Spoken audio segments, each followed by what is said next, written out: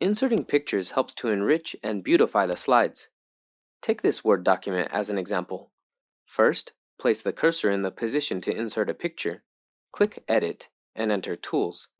In the Insert tab, two ways are available to insert pictures in the Picture option, namely, inserting local pictures and taking pictures with your camera. Here, we choose to insert local pictures. Click Picture to open the album. Select a picture and click OK to insert it. Then, we can simply edit the picture. For example, resize the picture by dragging the gray circle icons around the picture, or change its position by dragging it. We can also open the toolbar and set the object hierarchy.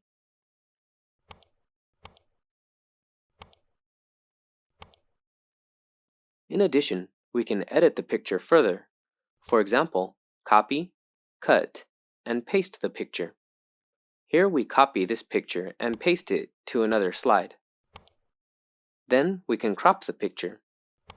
Select the picture and click Crop in the floating menu. Here, we can adjust the picture area to crop. When finished, click Done.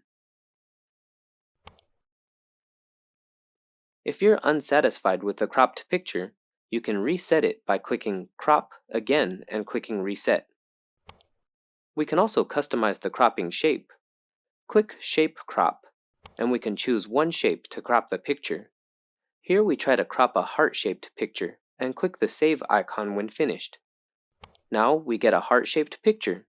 Surely, if you need more heart-shaped pictures, click Copy Format and Paste Format to apply this shape to other pictures. If you like the finished picture, you can click Save Image to save it to your device, or you can click Set Background to set it as the background for the slide, but you need to reset the cropping area of this picture. If you're still not satisfied with the picture, you can click Change Image to insert another picture, or click Delete to delete it.